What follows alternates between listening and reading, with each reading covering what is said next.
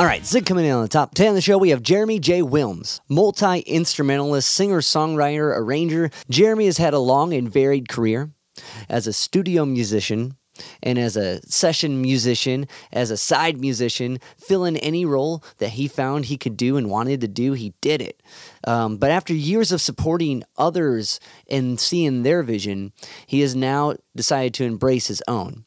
Going under the name J.Wilms, Jeremy has a new record out called The Fighter. We're going to listen to a tune off The Fighter. This is Stopping on a Dime off the album The Fighter. Stopping on a Dime. The Fighter is the album, J.Wilms, the artist, available now on all streaming platforms. Beautiful tune. It's a beautiful record, and this conversation was super inspiring. Going through it, if you find yourself interested in some of Jeremy's roots, he talks about studying with Kenny Werner, and I interviewed Kenny a few months ago, so if you want to dive more into the effortless mastery stuff we were talking about, there's a whole podcast on that, so check that one out. But these stories get crazy, like hanging out with Femi Kuti, hanging out with Ornette Coleman.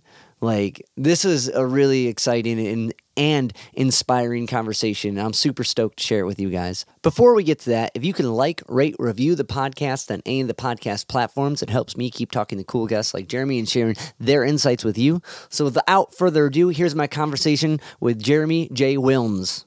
Like, I don't even know where to start because it's so everywhere. Like, yeah, I know. That's like, I'm happy with it, but that can also be a it can be detrimental as well. In a lot of ways. But like that's success, being able to do whatever and find all these different outlets, because you can't stick with one thing, and I'm sure you know that more than anybody. So I guess I kind of want to trace some of the origin to songwriting. So did you what is guitar your main? Has that always been your main mode? I started when my dad was kind of an amateur musician. I come from a long line of frustrated musicians who were really great, but couldn't have a career for one reason or another. So guitars were always around the house. So were pianos. And when I was 12, I moved to Atlanta from Miami, which is where I was born. And basically I didn't, it was puberty and I didn't have any friends. So I just went straight into music. And the first thing I did was play bass, actually, as far as being in bands with kids. Cause, even as this has been a story of my entire career, everyone needs a bass player. True. No one wants to be that guy, that person. So, that was kind of my first thing, just to kind of get into the social aspect of music. And I played in kind of bands that were, we were doing REM and, Led Zeppelin, all covers, Zeppelin, REM, all kinds of stuff, U2 and whatever was, sort of happening then. And then what happened was I wound up kind of teaching the guitar player in the band his parts because he didn't really have it together. And so I kind of switched over to guitar. And by the time I was 15, I was, sort of playing in bands with much older kids and, playing at college frat houses and stuff like that on the weekend. And yeah, I was friends with some kids in high school who were really into, for some reason they were really into folk stuff, like Woody Guthrie and Bob Dylan. And we would listen to Blind Lemon Jefferson records and stuff like that. And that's kind of what got me into it. And yeah, it was at that point I was 100% guitar. Yeah. Gotcha. Was it, I mean, I just had this conversation last night because I've also run sound at a venue. You know what I mean? We got a lot of stuff in common. We got a lot, a lot of just, yeah, I got it. I can, yep, all of that. Well, that's when I was reading. I'm I think I'm going to be fine with this guy. He's cool. Yeah, But I was talking with this guy at this gig last night, running sound for him, and he was a bass player, and he's like, "Yeah, I started on guitar, and I found when I went to college for jazz guitar, I played more bass in ensembles, and I find that doing that, playing bass in a band, even though if it's not your main instrument, kind of gives you that perspective to, and in your case, you're flopping that perspective, teaching the guitar guy, but you know what I mean? Like gives you that perspective of how a groove and a song can be structured. Absolutely. Teaches you the foundation, really. And also it teaches you, like, you know, like it teaches you the concept of, oh, the thing that no one notices is really the thing that's holding everything together, you know? Like really as a bass player, you kind of don't want to be noticed. I mean, unless you're like Les Claypool or something, that would not my vibe. I mean, I love that dude. I love what he does, but that's not how I view bass playing. So it teaches you that in a weird way. It's like, I didn't realize this, but a lot of that, it teaches you a lot about orchestration early on, just kind of, you know, about everyone's function and how the parts work together, as opposed to, you know, this is my part and I'm going to be in front and everyone's going to hear me and see me. You know, it's like you're more in the background, kind of making things happen. It's like an early kind of humbling experience in a way, like to make the whole unit work, I step down. Like absolutely. Yeah. 100%. Yeah. That's cool. So, okay. So as you're getting into Bob Dylan, Woody Guthrie, and like, and that's like, what age did you say that was? 17? I'd say that it was around 15, like 15, 16. I was simultaneously kind of playing in these rock bands with older kids. And then the kids in my high school that were my age were kind of getting into, they were either into like hardcore punk or they were into folk or both. And so, I was kind of fell in with this little group of weirdos where we didn't fit in with the metalheads. We definitely didn't fit in with the jocks. We didn't really fit in with like the hardcore, like straight edge punks. So we were just in this sort of weird in between world when like punk was still, you know, this is the 80s. So it's like punk was still like the Minutemen, Husker Du, Meat Puppets. You know, it wasn't like this, everything sounded like power chords, you know, basically with distortion. And although you did have Black Flag and the Ramones and Sex Pistols and all that stuff was they were done, but they were, you know, in the consciousness. But it was like punk was like not defined clearly at that point, for me at least.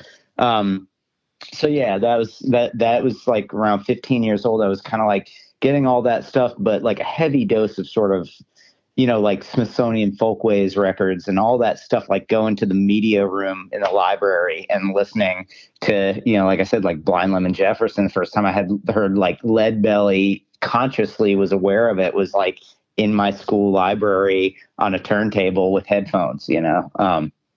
So that was like kind of happening at that point. Sorry, I kind of tangented. Yeah. That makes so much sense. And like you're putting like, it's interesting because like punk and like folk in a way, there's like this attitude that like kind of overcomes like maybe the delivery of the performance in a way, and like an attitude and like that sticks through, maybe recording quality. But also like it's interesting like to tune into a song that like, or a songwriter where all you're doing is sitting down just listening to how that works, and to be like a musician at the time. So is that kind of like diving into those early folk records, and like did that kind of open the gate where I can try to do this? I can try to write songs? Or was it like, fuck, how do I do this? You know what I mean? It was a little bit of both. I mean, I had like a Fostex 4-track, and I had some kind of like early Boss, like, you know, synsonic drum thing. So I would like sit down and make these kind of weird demos. And early on, I didn't know like any lyric I would write. I would just be like, this is horrible. There's no way that I am ever going to make it doing this. It's impossible. I better get really good at, if I want to have a career in music, I better get really good at like guitar and bass and maybe piano, and just like work as a sideman. And I'll just pursue this like songwriting thing on my own, which is kind of what happened to me. Cause I had no idea. I mean, I was reading a lot. I was reading Kerouac, and I was reading, you know, all these tons of stuff. I was really into poetry. I was reading like Allen Ginsberg and Frank O'Hara and all this stuff as a teenager. But anytime I'd sit down and try to write a lyric, it would just be pathetic. Like so many things about, you know, why the girl in my class didn't like me or what. It was just terrible songwriting, you know? So I you know, that was kind of my first thing of songwriting, but I did know that I could get with people and write like melodies and song, you know, chords and melodies with people, and they could come up with the words. And so I had a little thing with like a couple other guys, kind of like little folk trio where they would basically sing, and me and one of the guys would play guitar, and write songs together. But I mean, when at first I was just, the whole idea of writing lyrics was like maybe the most intimidating thing, like far more intimidating than learning how to actually play guitar, you know? Right. But you know, a G chord sounds like a G chord or it doesn't, you know what I mean? Like I know how to do this right. When it's like something as vague as lyrics, you can like, I'm just, even with the handful of like, songwriters you mentioned, like Woody Guthrie's got a song, the beep, beep, get in my car, you know what I mean? What the fuck is that? Oh yeah. Like, but at the same time, it is one of the most profound songwriters. So it's like, it's a weird balance of what works, what does, you know, that's so vague, and that in itself is very intimidating. And like, yeah, I get that. Yeah. I mean, listening to Bob Dylan and the Beatles, you know, it's like you don't realize as a kid, like how high that bar is, you know? And like, you know, so instead of me comparing myself to like, you know, and even, you know, Bob Mould to me was like someone that I could like grasp a little closer. But anytime I would try to write like, you know, something that was like a Husker Du song, it would come out just sounding like I was just the most pathetic human being ever. You know, I didn't have that confidence in the song, in the lyric writing. So I kind of kept it under wraps for, you know, quite some time. Every once in a while I would like, you know, bust out a cover or something with some people, you know, around, but usually I would just, you know, keep the songwriting thing under wraps for a while. It's okay. That's interesting that at that age you're like, I just gotta get really good at these other things, and like, because that's such a kind of mature like mode to switch. You know what I mean? Like, I think back when I was, what you said, this is like 17. You said, like, in that age, like even before then, maybe like between 15 and 16. Like by the time I was 17, I kind of set myself on a path, but yeah, go ahead. I'm sorry. I was like, I putting myself in that spot when I was that age. I was grinding my head on the wall, trying to write and sing and do all this stuff, and then like trying to figure out what to go to school for. So I admire that clarity. Like, yeah, I mean, I had I had like a, you know, without getting too much into, you know, off the beaten path, but like I had the move to Atlanta kind of like really rocked me. So I had like I had a pretty rough kind of, as most kids do, but like a, you know, pretty rough like middle school, early high school thing. And by the time I was 15, I knew, like, I had gotten in a lot of trouble and all this stuff had happened. I knew by the time I was really 16, I knew that if there wasn't really very much that I was interested in other than music. And I knew that if I wanted to make a go for it, you know, and luckily I had, you know, my dad had sort of been through a similar thing and kind of went the other direction, became an engineer, and his dad had, you know, was training to be an opera singer, and World War II kind of messed that all up. And because my, you know, they're from, my dad's side of the family is from Germany. So so I kind of had this perspective from my dad where it was like, hey, you know, you can do this, but you're going to need to like work really hard at it. And so I just sort of barreled down, and I was very interested in guitar too. You know, I was like super into Hendrix, and then my dad was kind of a jazz head. So I just was kind of absorbing a lot of stuff. And by the time I was 16, I was kind of into, you know, Herb Ellis and Joe Pass and those guys. And I just happened to get a good teacher, kind of, you know, helped me with my reading and all that stuff. And so I went on that path a little bit, and pretty focused on guitar, although with like a little bit of piano sort of thrown in the mix just for theory and stuff like that. And that's kind of like what sent me into this kind of trajectory towards being like a working musician. Cause I knew like what I wanted to do was kind of write songs, have my own band, do all this stuff. But I knew that first and foremost, I wanted to play music, and I wanted to see what that life was, and so that's kind of how I sort of like wound up keeping the songwriter thing almost as like, my hobby away from my day job, in a weird way. Yeah. No, I totally get that. Like, because it's two different worlds, right? When you like the academic route and the kind of like, that leads to like teaching gigs and pit gigs and like reading, like when you're going off the chart gigs, like serious musician gigs, like, it's a completely different route than the punk rock band playing in the clubs. You know what I mean? It's two completely different worlds kind of ebb and flowing between each other. How did the reading go for you? Because as a guitar player, yeah, no, and now like having had struggles.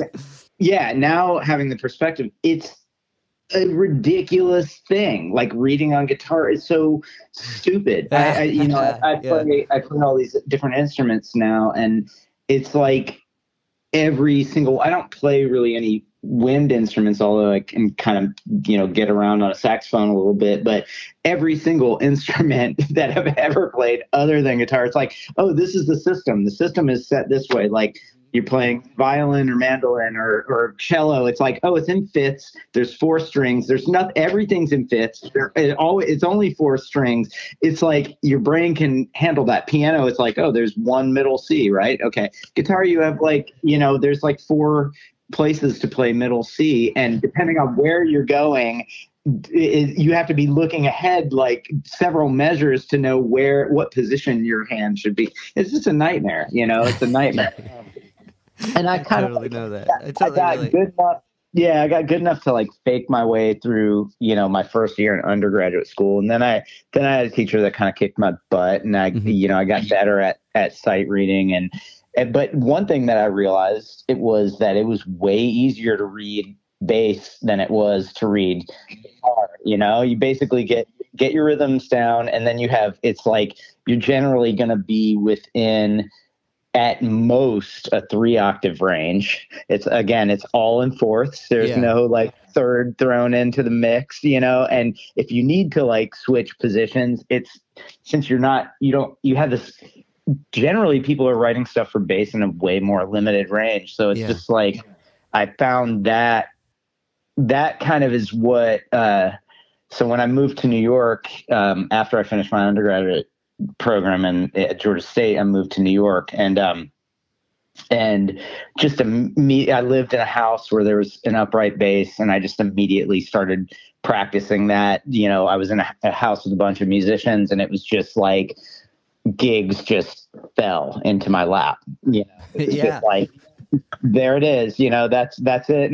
And when you were talking about, just real quick, you were talking about the punk rock world being completely different. The weirdest thing that happened to me when I first got there is I sort of fell into a kind of scene of like, really of like songwriters, but they were sort of tied into like the kind of Sonic Youth world. Steve Shelley had like a label at that point called Smells Like Records, and he had a bunch of artists, and I had this weird, unique kind of set of skills where I'd kind of come out of this punk rock thing, but I also had an education. So some of the artists wanted things like horn arrangements on their records, or wanted, keyboards on their record, or even just like, one of the singers, did a bunch of multi-tracking and couldn't figure out which harmonies were working and which weren't. And I could go in and kind of go through that stuff. So I had this weird set of skills where I was like in with a crowd of people that needed someone like me to help kind of organize and sort of arrange and do things like that. And that was kind of an interesting thing that happened to me when I first got to New York. And then I was just playing, and then when the bands would play live, I'd be playing bass. I'd always be the bass player, in all of these situations. And I was just like, hey, number one goal is to work in music and make a living in New York City, where all this cool stuff is happening, and make a living at music. And, you know, that's how I did it. That's incredible, because like you think like I totally like the voice leading classes are now paying off. You know what I mean? Like totally. Yeah, absolutely. And that even later, not to jump ahead, but later when I did my graduate degree and I was, you know, halfway through it, I was like, what am I getting this master's for? It's like, I'm basically like going to be in the same position. But what I wound up doing a lot of sort of transcribing at first, and then sort of like rearranging. So people would do a recording that would have like, you know, 10 horns on it or something. They'd be like, yeah, I have a sax, trombone, and a trumpet, and I need to do this live. And I would go in and do a lot of that kind of arranging. I would also transcribe. I worked for a kind of successful bass player who's now out in LA, and I had to transcribe, you know, Danny Elfman soundtrack stuff from, you know, all of his movies for like, you know, for like a 10-piece kind of rock band with a couple horns. And it was basically like for Danny Elfman, you know, the guy was Danny Elfman's music director. So it was like, so all those skills, you're like, why am I doing this? And then you're like, oh, this is why I'm doing this. 'Cause I can do this kind of stuff that other people can't do. Even the people that have the gigs can't necessarily do that work. You know, it's kind of rarefied in a weird way. No, definitely. Like that's that's the trusting of that process, like that ear training, the harmony classes you take, you know, or I don't know what they call them for you, but you know what I mean, like the like learning all those like those core skills that are very jarring at first and very kind of aloof, you know, like I don't get what this means, but when you in those situations, you're like, oh my God, I know something. Like, yeah, exactly. I can do this. And like, it's an interesting, like, that's like the most like kind of like ideal like situation, like that whole like, because not only are you doing the real like academic kind of like gigs you get through that, but you're also doing the cool punk rock gigs because they don't know what to do and they know you. You know what I mean? Like that's like the perfect balance of musical outlets in those ways. That's so cool. Yeah, it was great. It was I feel super lucky when I'm, you know, just even having this conversation. I'm like, oh, that was, you know, it's like that was a long time ago. So I kind of like put that away, you know, somewhere. But yeah. Yeah, man. Go ahead. Like that's with going through. So you went through with a master's program, yeah? Yeah, I did a master's at Queens College up in New York, CUNY. It's City University. It's and I did the kind of jazz composition thing there, actually. Yeah, so it's Michael Mossman was my you know, my like one-on-one like lessons teacher, but studied with like David Berkman, and he's kind of the harmony guy there. He's like the head of the program, and a bunch of other really great people. Took like all the classical counterpoint classes with like the woman that's been there since, you know, 1865 or whatever. She's like 4,000 years old or something. Yeah, no, I did that, and I did that much later. I did that kind of after I had a pretty full career and basically I had a kid. And when I had the kid, I was like, maybe I should stop touring 6 or 7 or 8 or 9 months out of the year and, you know, and start teaching or something like that. So that's one. Okay. I was going to say, cause like through the, going through school, there's kind of like, at least for me, I felt like this kind of like this trajectory, even if the gigs and every offer I had outside of school was like sporadic and different and always changing, I always kind of enjoyed having to shed on whatever, you know, always being exhausted in that sense of having to learn something very quickly. So that it's like that weird like process you get into when you're like in schooling, like and you're really grinding and trying to get it all down and you have to know this by next week, and like as stressful as that is, that's like there's a tense, like the drums in tune when you're that stressed. You know what I mean? Like, so there's a certain thing to that. And I was going to ask, was that kind of the one of the motivators for it? But I think what you just said answered that question. So Yeah. No, I had a weird, my thing was just kind of different because I hit New York and I was studying when I first got there. I was studying with Kenny Werner. So I was going no out. way. Yeah. I talked with him not too long ago.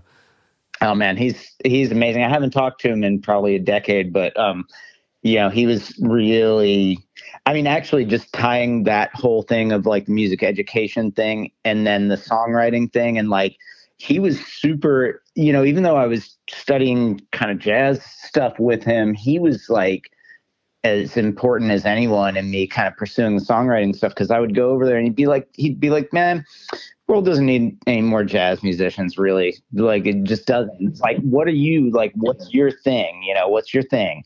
What is your thing? And like shortly after that, I started writing kind of my first batch of songs that wound up being kind of the first record that I just did everything myself on. And, and like, yeah, it was kind of a big thing. But yeah. But I got up there and I kind of was working right away. I was like in a really kind of magical place at a magical time. I feel like in retrospect, I was moved to Williamsburg in the late 90s because that's when Williamsburg was super cheap and like a little bit dicey, and you could have an apartment with 2 or 3 other musicians and play music all night. And it was like cool, and a lot of people were doing that. So I kind of fell in with some people that wound up going on to do, some pretty big stuff basically, and kind of benefited from it. Well, just, being out there and doing it is so much like, that's one thing I kind of noticed with my schooling. There was like a lot of people that were doing the schooling part, but not doing the crazy kind of musician by chance part. You know what I mean? Like you got to go out there and you gotta mingle and you gotta go fail and you gotta like do that like uphill battle punk rock stuff for it all to like magically kind of meld together somehow. Like, yeah, absolutely, 100%. So that's fascinating. Was Kenny like doing the effortless mastery stuff when you were studying? Yep. Okay. Yeah. So I met him. He came down to Atlanta and I was a senior, and he basically did kind of like a residency. And so a few students got to just do one-on-ones for like a couple of weeks with him, and I was one of them. And I was just like, yeah, he's like, man, the thing that's going to make you better is moving to New York, basically. He's like, you gotta like, this place has some really great musicians, but you basically know them all and play with them all already. And like, you go to New York and it's like that type of musician times like, 100 or 400, it's just like, there are just so many of them everywhere all the time that just the bar is higher. So that was like basically how it happened. Then he was like, yeah, come to New York, you can study with me. And it was super casual. I was like, okay. And I graduated, and 6 months later, put all my stuff in a U-Haul, went up there, called him. I was like, I'm here. And he's like, who are you? But he did remember me though. Yeah. And then I studied with him for about a year. At the time, like Chris Potter was studying with all these like people that went on to be just like the geniuses of the geniuses were like showing up at his place, Yeah, it was pretty awesome. But so like, I mean, aside from like kind of like the effortless mastery kind of like big brain, were you guys like working on like harmonies? Like what were like, or studying like, like what was the initial like in before? It was mostly like effortless mastery thing, honestly. Okay. That was mostly what we did. We kind of played at the end of the lesson. We would play, just play, and it was usually just, it wasn't really like try this voicing or try that voicing. It was just more like him playing stuff and me trying to absorb it, and it being way over my head, way over my head. I mean, I remember him having a full conversation with me while he was playing Giant Steps super fast. And then while he was having the conversation, he was like, now I'm going to play the entire form backwards, which he did. He played the entire form backwards, the chords backwards, from the end of the song to the beginning of the song. And it was fun, and the whole time, like, just talking to me, like, about nothing, you know, about whatever. Like, the guy's just out of his mind completely. You know, it's funny. It's like at that time, this is another tangent, but at that time I also was, Eric Reed was kind of on the scene, and there were these small gigs that, you know, like in these little bars. There was a place called Jewels in the East Village, and he kind of played with this saxophonist that I knew, and, you know, who hired him, and Eric Reed was like way over his head, and he was doing that too. They were basically like inverting giant steps, like playing it. They'd play it one time through the form forward, one time through the form backwards, and then keep flip-flopping like that. God. It's really funny, man. And it's funny because this is, you know, I'm talking 24, 25 years ago, and just like this past year I started working on my own version. It's like things that I heard in New York in, like, you know, the late 90s or very early 2000, like before, you know, like they're around 2000, 99, 2000. It's like those things I'm like, oh yeah, now I can work on that. Like 25 years, it took me 25 years to get there, you know, like mentally. But yeah, it's kind of, it was pretty wild stuff, man. That's crazy. That's like, it's really interesting because like I was saying, I read all this stuff years ago, and then we came out with another book, and like I dove into both, and yeah, I was lucky to get some time with them and do a sit down like this, and like did like that whole like process of trying to like absorb something, you know, like that whole technique of that, like so hard, like yeah, but it's so easy at the same time. It's like Well, the hard part of it for me, and this kind of goes into the songwriting thing too, is like the sort of patience that it takes to just like a big thing he said to me. And this goes back to what I was saying about early on, me being like, oh, I suck at this. I'm going to not pursue this right now. There's a thing. He's like, yeah, you got to, I remember distinctly him saying like, you got to be okay with sounding like shit. You got to be okay with sucking. Just suck. It's okay to suck. It's fine to suck. And I was like, whoa, okay.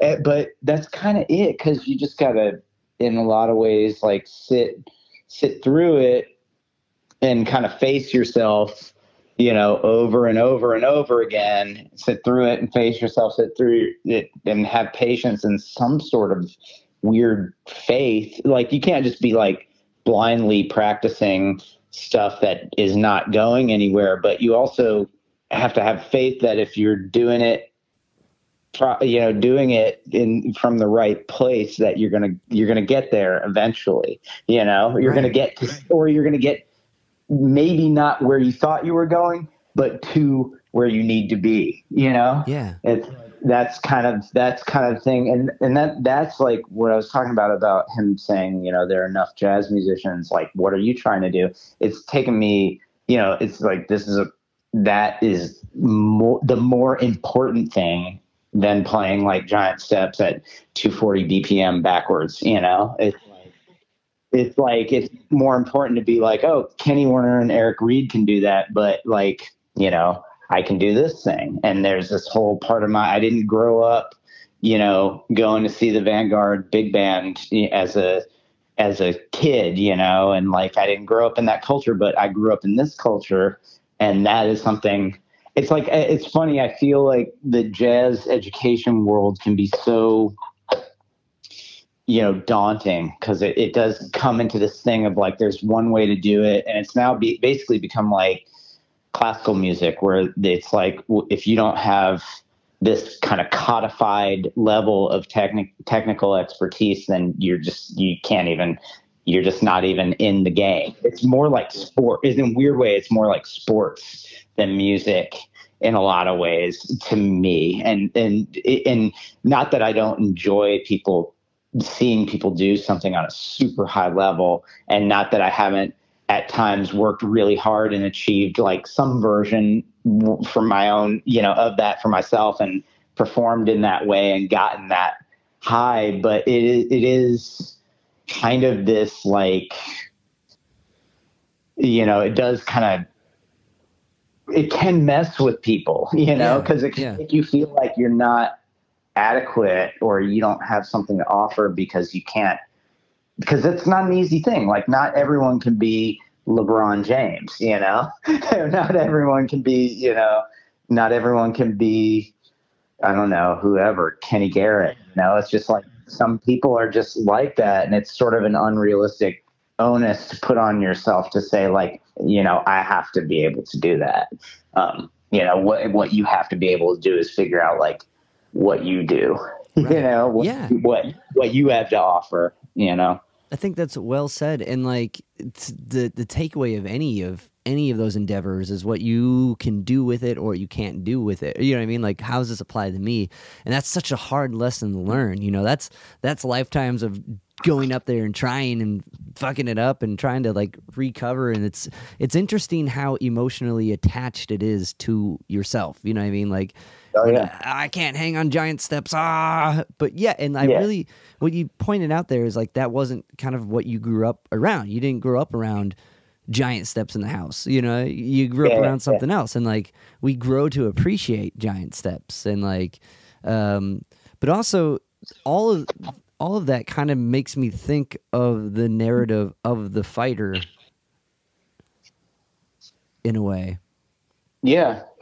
Yeah. But, I mean, that's a lot of it is what it's about is just, I mean, you know, what happened to me is it probably wouldn't have happened in a way if the pandemic hadn't. Well, it definitely wouldn't have happened if the pandemic hadn't happened. Not in the way it did.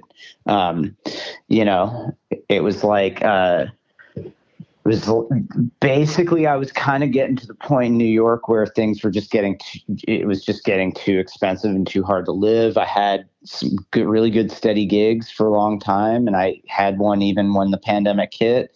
And I had good touring gigs, and I was in a scene that, like a lot of the people that I was working with then, are now back at it and kind of doing the same stuff. And, you know, but I also had a kid, and I also was like basically kind of fulfilling other people's artistic visions, mostly like 90% of my stuff, of my gigs and my work was like someone else's thing. And in order to make a living, like a lot of those things were like basically kind of commercial things, even though they might've been really artsy versions of that. And yeah, man, I was struggling with that. I was struggling with that like every single day. I was just like, what am I doing going to this gig? Like, is this the gig I want to be playing? Do I want to be 60 years old and like getting on the subway with my, you know, my little lunchbox amp and my, you know, telly and like a pedal board and going to a gig with some singer, you know, at a theater? Like, do I want to be doing this? Do I want to be like hustling for a Broadway gig, which I don't even like musical theater specifically, you know? It's like, do I want to be doing like, and I was having that whole thing happen, and it was just like, boom, the pandemic happened. I started, even while we were in New York, I just started playing mandolin all the time in the apartment. I quit practicing jazz completely. I quit practicing, you know, like I quit learning tunes for singers every week. I quit doing all that stuff, and I just started like playing music that I wanted to play. And I was basically gravitating towards, you know, towards the piano and the guitar and the mandolin, but like in a way more like simple fashion. And then when we had to bug out because basically our neighborhood got hit really bad and 2 people in our building died. My kid didn't leave the apartment for like 2 months. It was terrible. It was like terrible. And my parents, you know, still are in the house that I was in when I went to high school. So we basically just came down to Atlanta to like just have a backyard for my kid to go outside. You know, we drove down because we were like, we're not going to fly. And it was like within a week we were like, I don't know how long we'll stay down here, but we'll just stay down here for a while. Then a week of being down there, we were just like, let's get out of here. And I had been kind of looking into it my wife and I had sort of been thinking about it. And so once we kind of decided and we sort of like went back to New York, packed up the apartment, and then came back down sort of finally, then I started just going on these like long walks every day, you know, because it was the pandemic. There's no work or anything. And I was just going on long walks. And I just was writing songs in my head, really, you know? Yeah. And they were mostly about like these things, like kind of like struggles, both in relationships and, you know, and it was just like these themes kind of kept coming up in my head. I basically kind of, you know, we wound up getting into our own place and after a couple months and, you know, it just continued like basically that kind of songwriting where I wasn't really even sitting at an instrument. And I was just like hearing melodies and kind of like writing the words as I was walking in my head. And I was, as I was doing that, at some point I had way more tunes than made it on the record. I had like 12 or 13 tunes all in my head. Like full like the chords that, you know, it's not like I was writing a symphony, you know, they're all like cowboy chords or whatever, but you know, yeah, but like completely conceived, and written in my head. And then I kind of sat down, demoed a few of them, and I had met a really great drummer, down here through a friend of mine and, sort of connected with him and, you know, he's up in Athens and that's kind of how it all sort of fell into place. But yeah, it's, you know, it's like the Fighter, the song itself is sort of like a love song, but it's also about kind of, you know, just kind of getting through all this stuff all the time and then figuring out, you know, like, oh, I've been like beating my head against the wall for 25 years. What am I doing? You know, not that I regret any of it or I would do any of it differently, but it's like, oh, I don't have to do that. You know, I don't have to like beat myself up to get where I want to be, you know? And, you know, it's like the song. So that song has that, it's, by the way, just, you know, just cut me off if I'm like, no, this is like, it tied in really nicely to like that whole narrative is right there. Like when I was listening to The Fighter, I was like going through, like, especially the song, I was like, I understand the struggle of trying to get that whatever out, you know what I mean? Yeah. I mean, that's kind of like, I mean, that's kind of why I named the record. Like I like that song and I love the recording. It's not my favorite song on the record, but I was like this, but it also, I feel like it like encapsulates kind of a lot of what is going on. And then the other one that kind of is, you know, like that really sort of on this, to me, like in a direct way as All the Roads, which is, that song was kind of, the final chorus, the one that repeats, which is like, you know, may all your dreams serve as a reminder of who you are. May all the roads, you know, take you where you're going, but not too far. That chorus, so it was the day that Thich Nhat Hanh, the Zen Buddhist guy, it was the day he died.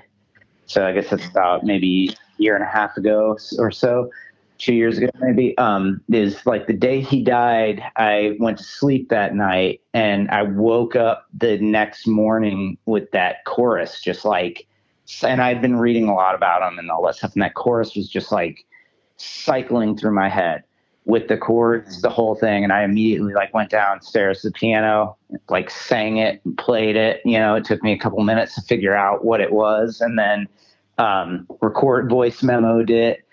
And then later that day, I like went for a jog and the rest of the song, like most of the lyrics and the rest of the song were kind of there. You know, it wasn't like 100%, but it was like the gist, like the story of just kind of going on this journey, kind of separating from who you started with, or, you know, conceptually who you started with, not necessarily a person, but like yourself. Maybe you separate from that, you kind of get lost, and then you come back together and you realize that, you know, you've been there the whole time. But that was kind of like, you know, that's kind of what that's how that song happened. It's interesting too, after years of like shedding on all the technicalities of music and like how it boils up in your head, right? Like when you get like a hook like that or an idea or a song seed, as some people call it, just like that little like, okay, this is the payoff. How do I build everything up in this song to say this, you know? And like, but even though it took forever to get to this point, how great is it that now it can just like kind of percolate in your brain? You know what I mean? Like, yeah, and then just spill out. I mean, dreams are like, you know, and I want to be able to tap in without being like, you know, without getting too like new agey on it. But like dreams are just incredible, man. And it's like, I want to be able to like, I can't willfully do that. And it's only happened to me a couple of times, but like, there's something about like processing information, going to sleep, and working on it while you're sleeping. And I mean, that's a real thing because I know it because it's happened to me, but I can't willfully make that happen. I know some people claim they can. But that to me is like, you know, I mean, that's once that song happened, that's when I was like, oh, this needs to be like, I need to make like a real record, like not just record stuff in my room, you know, but like, yeah, everything's good. We have, you know, holiday chaos is ensuing already. So I feel it. Yeah. Especially the kids I work with, they go crazy at this time.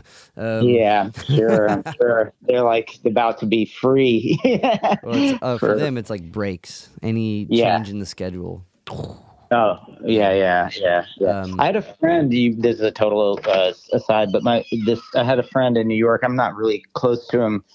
You know, he's more like an acquaintance. We played some music, but he's a great jazz drummer, like kind of like really avant-garde, out of Boston, but moved to New York. His name's Randy Peterson. He was like, played with Matt Maneri and all that whole group of like microtonal musicians from New England Conservatory and all that. But that's what he did in New York. He would his day job was he basically was kind of like a teacher / therapist and integrated music into it with like kids with like high level of autism and Asperger's and all those kinds of issues.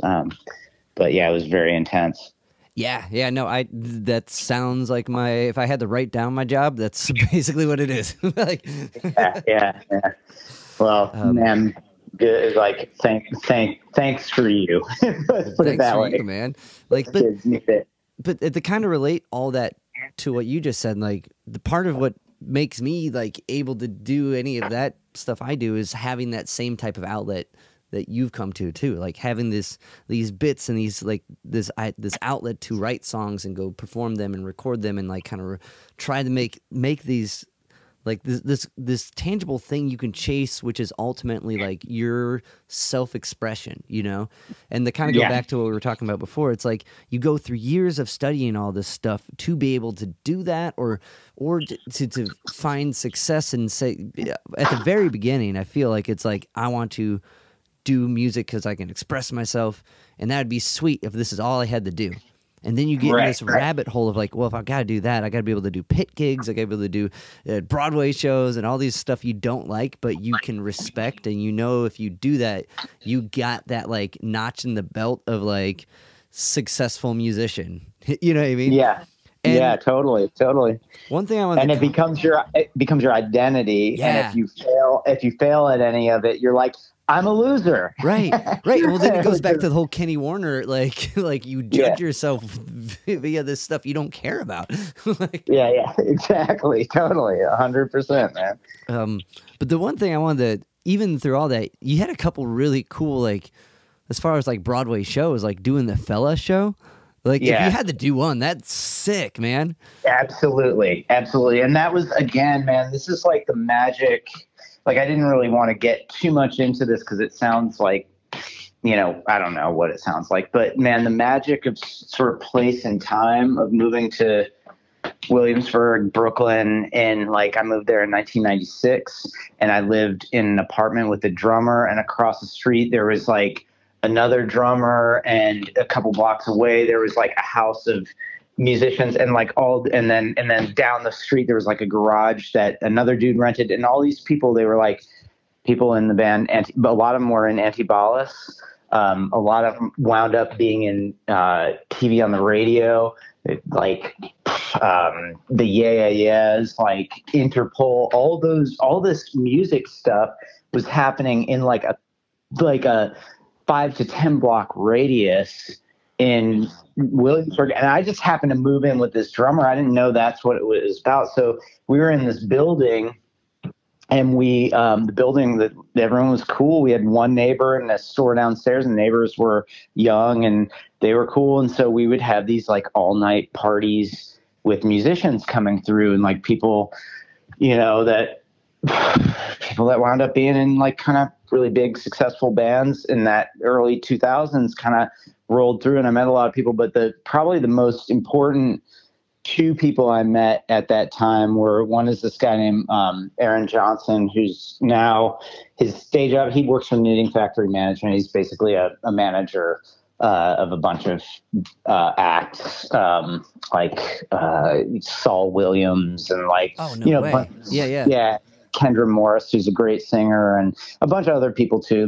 Ghost Note, I think he's doing now. He's a trombonist, and he was the music director of Antibalas, like at that point. And he and I did like my first gig that I got right away when I moved to New York, and it was touring with this Canadian kind of rockabilly guy, and Aaron was the trombone player. So I met him immediately, and then he's like, "Oh, I live across the street from you." I was like, "Oh, damn." Then the drummer from Antibalas was across the street from me, and that's how they kind of hooked up. And then I wound up kind of like over the years subbing in Antibalas all the time, which is an Afrobeat band. It was kind of the first of the kind of like, not really Fela tribute bands. It was actually a kind of their own Afrobeat thing, but it was the one that spawned like all of these other bands. So there was no one else doing that. No one really knew who Fela was even at that point in America very much. It was like this is like right after Fela died, pretty much. He died.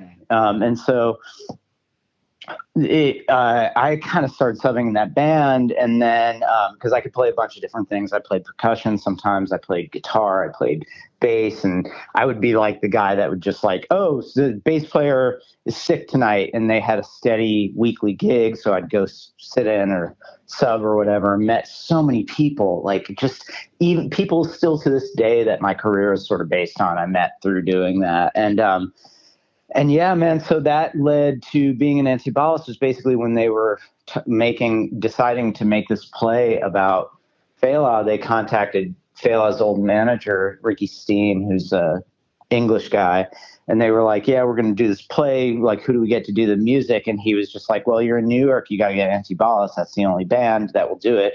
So there was one sort of pre-production version of that I was not in, because I wasn't like technically in the band. I was sort of an auxiliary member. And then the second version, like off Broadway, I was there. And so I was playing guitar and keyboards. And then what they wound up doing is the band sort of expanded. They basically had, the band was like 11 to 13 pieces live. They basically had like 16 to 18 people by the time the Fela thing was going, so they could separate the band. They could basically be like, okay, who wants to stay in New York and who wants to keep touring? And they would kind of hire auxiliary members. And so I was in from kind of the ground, because like I'm not a Broadway guy. None of us were. We were just hired because we knew Fela's music, which is like, I mean, and again, talking about the shit being kind of magical, like, I would never have gotten a Broadway gig because I would never go and sit through that kind of schlock and learn that kind of, I don't care. Like, it's just, I mean, let's put it this way. It's aesthetically challenging to me. Like, even when people are like, oh, Hamilton, it's so good. I'm like, okay, I'll give this a chance. I listen to it and I'm like, oh my God, this is the most awful shit. Like, to me, like aesthetically, to me, it's horrendous, you know. I get it. But so I would have never gotten a Broadway gig, but I got to do this, and I got to actually like contribute a bit, and I did some copy. I learned how to kind of be a better copyist because I helped out with the copyist work. I, you know, had to learn. So I got all these skills from having this gig, and that was like, it started around 2010, I think, or 20. It started around 2008, the kind of off Broadway stuff. The Broadway run was like 2 years starting in 2010. And then it toured for like several years. I left the tour kind of early because I had an injury, and then my wife got pregnant, and so I kind of stopped doing it. But the band that did that Broadway show, they still play as a band. They're basically like a Fela tribute band now. They still play. It's crazy. So like, yeah, that was, you know, again, that was like the magic of kind of right place at the right time, and also being totally open. You know, I was very young. I was able to, rents were cheap in Brooklyn. My rent was like $375 a month. So I could just I did some other odd jobs, but I mostly could just play music. And, you know, I was able to be out all the time. I was out every night, either playing or seeing a band playing, you know. It was just kind of and I was in the right place for it. And so that, you know, I got lucky with the Broadway thing, you know. It was, I would have never had a Broadway gig, but that enabled me to kind of move out of like gig to gig lifestyle, you know? Yeah. That's also go back to what a cool one to have. Like, that's so sick. God, the best, man. The best, dude. That music is like so good. Every time I turn, it's so interesting because nothing sounds like that. Yeah. Even no other Afrobeat band sounds like that. There's something just about that. And, you know, I got to go and play in Nigeria at the Shrine, you know, with that band, you know, and we played basically for free for like thousands of Nigerians in that neighborhood. And when I got there and did that, I understood what I was like, oh yeah, you can play the same riff all day because it's like 95 degrees out and completely humid, and like there's nothing else to do, and your fingers never get tired or sore because you're just kind of in a sauna all the time, you know? Wow.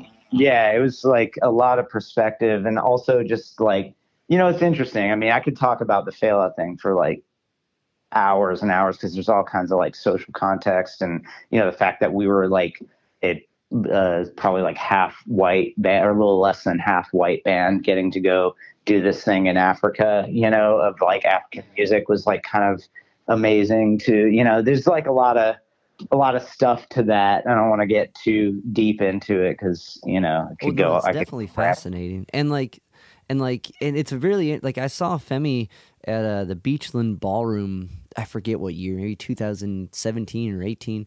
And like, the one thing he said when he performed, he's like, you guys have roads. Like, I forget how he said something about someone complaining, and like, he's like, but you guys have roads, you know, you don't know what you got. So like, but did you played with him, right? He was like involved? Yeah. He came, I can't remember where it was, but he was in the States when we were playing. Oh man, I can visualize. It might've been Chicago. He played in Chicago, but he came and played, and we also played with him in Nigeria, and I think he would come and basically sit in with that band. So the way, when we toured with that show, we would do the whole Broadway concert.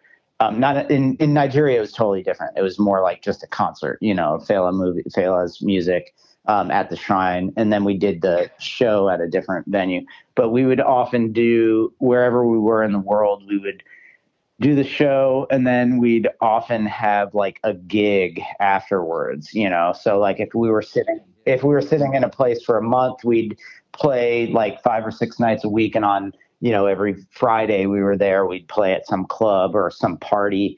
And, you know, he would come and sit in or play, or he would come and sit in sometimes at the end of the show in the theater.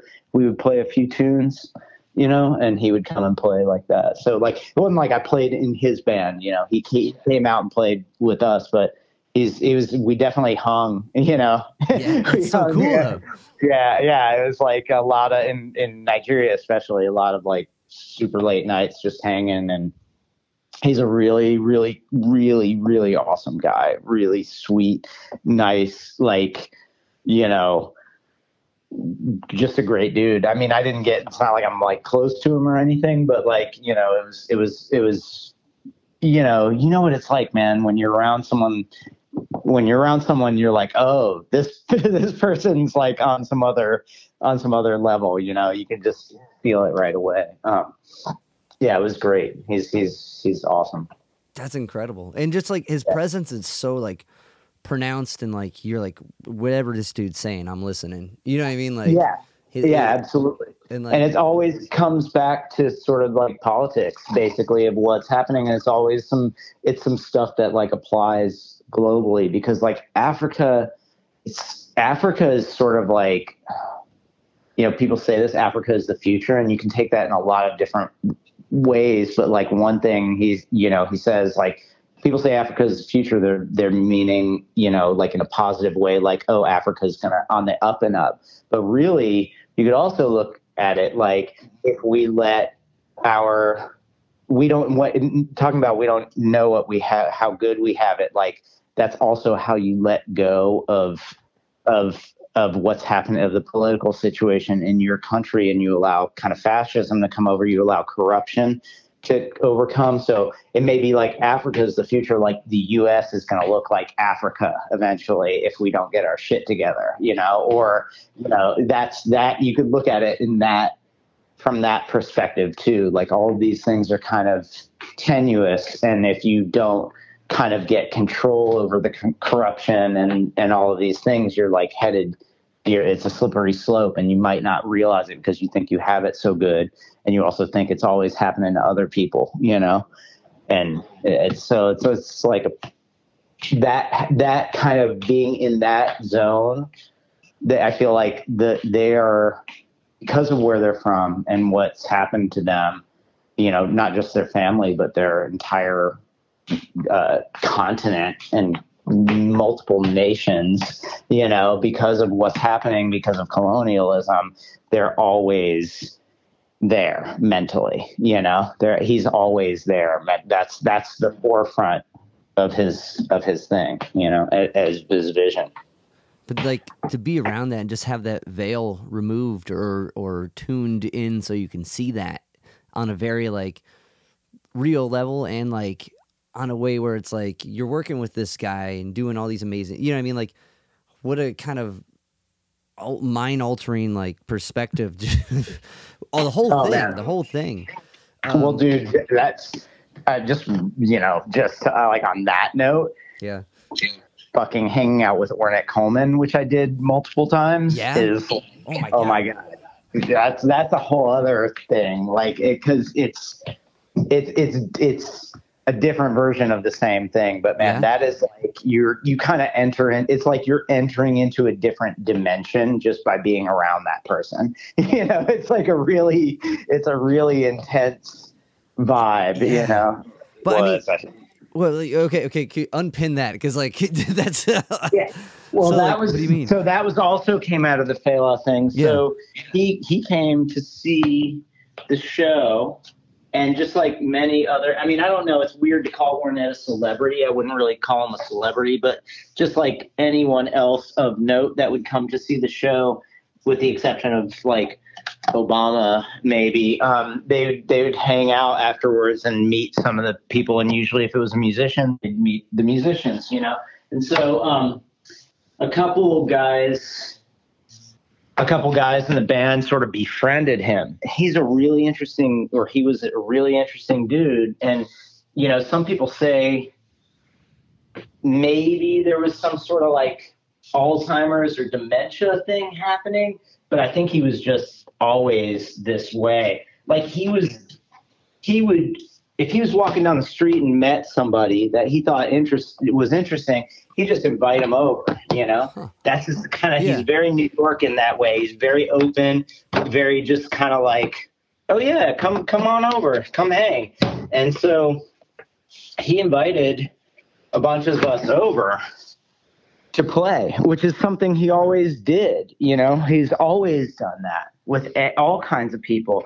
And, you know, I'm not alone in having this experience. I don't think it's like, you know, most musicians, even in New York, even jazz musicians don't get this opportunity, but a lot of people do, and sort of random people too, just like visual artists and just like all kinds of people. But he invited us over. We showed up, and the elevator kind of to his loft. It's like you go up the elevator, the door's open, and it's like in his apartment. So right, you can't get into the elevator unless you're like buzzed in, right? So the elevator door is open. He's answering the door.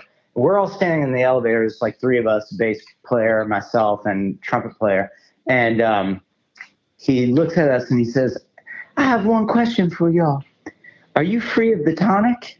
And we're all like, and I was just like, and just, of course, he's talking about music, right? Yeah. But like in my mind, I'm like, does he mean, are we sober? Like, what is he talking about? Like, what? And then it was like, we all kind of laughed, and he invited us in, and we hung out and played and, you know, listened to music. And he gave me his half of a Whopper with cheese. He's like, "Oh, are you?" He's super hospitality. Like he just inviting everyone in, offering food, drink, offering Coca-Cola and Burger King, which is what he had.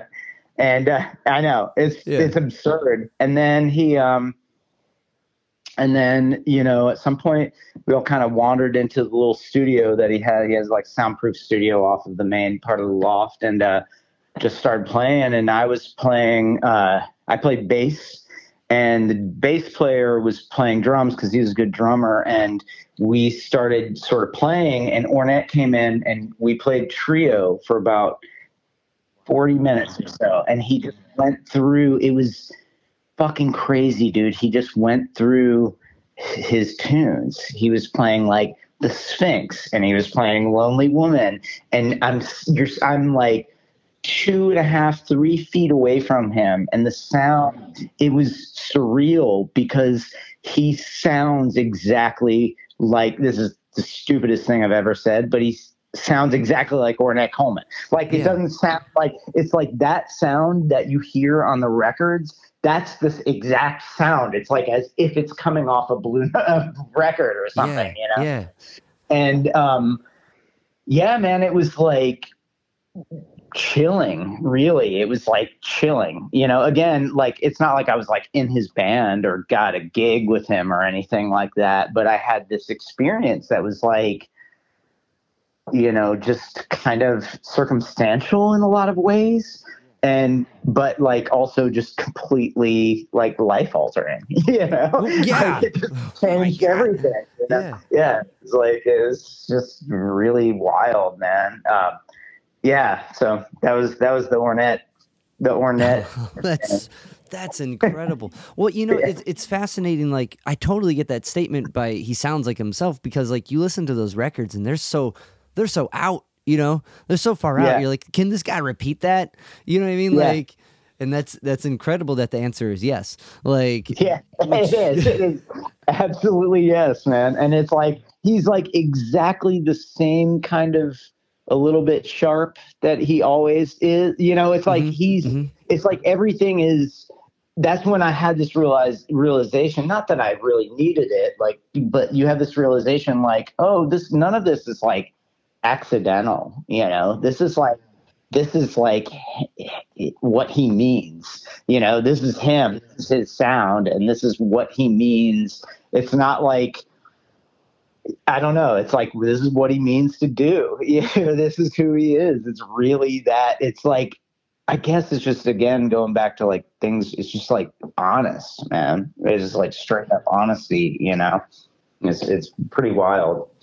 Well, and it's also going back to the kind of those early lessons from Kenny, like, this is it. You know what I mean? Like, this is the true, like, kind of mastery of self. And like that, it could be that, it can be Fela, it could be like whatever. Like, I'd like to be around those experiences and not like be putting out like your own music like you are now. I don't know how one would be able to be around that much like amazing, inspirational, like once in a lifetime chances and not do what you're doing now. You know what I mean? Like that's so amazing.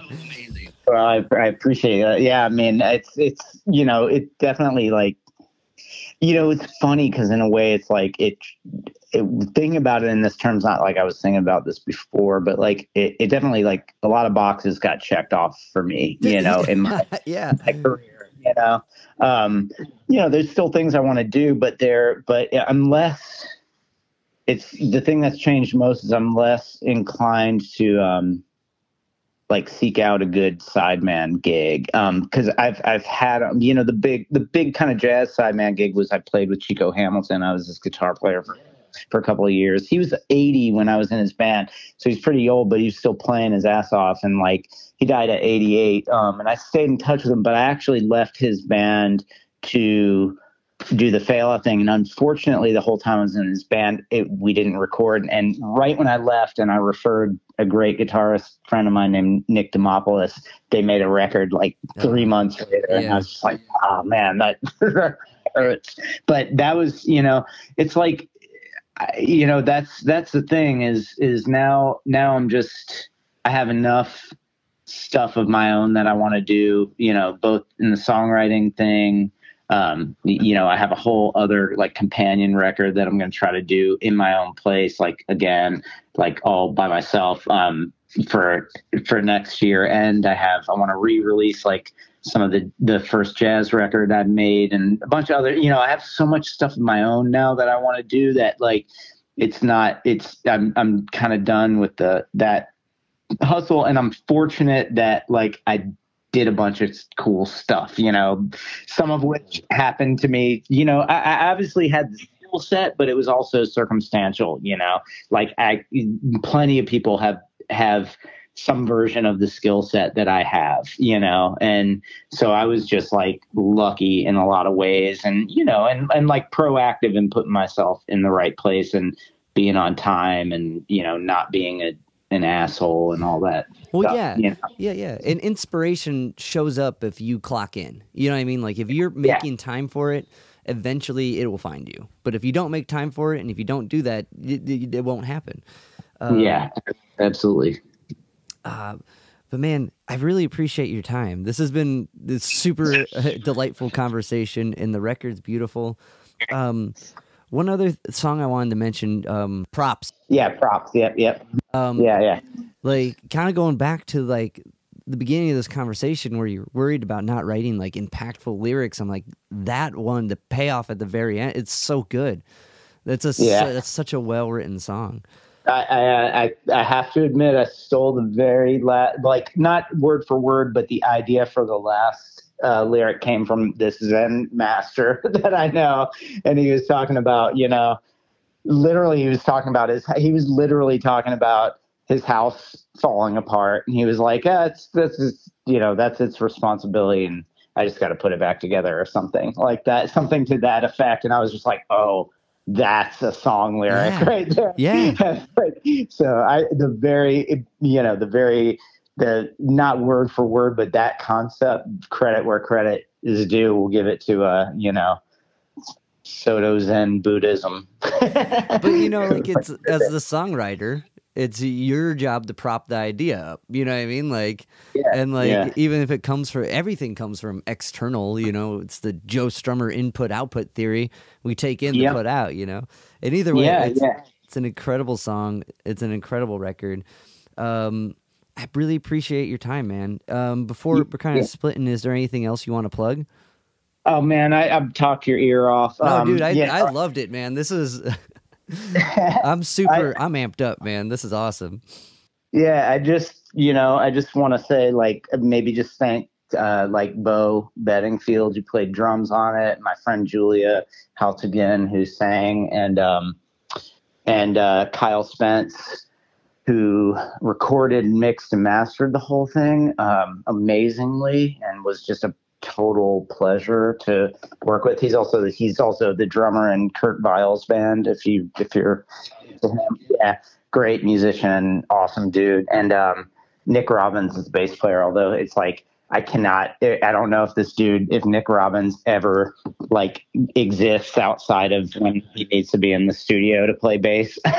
Cause I talk to him every once in a while, but he's like a non-internet person apparently. But yeah, man, that's all. Just giving credit to where credit's due on that part. Cause I wouldn't have been able to make it sound as good without any of them. Oh, beautiful.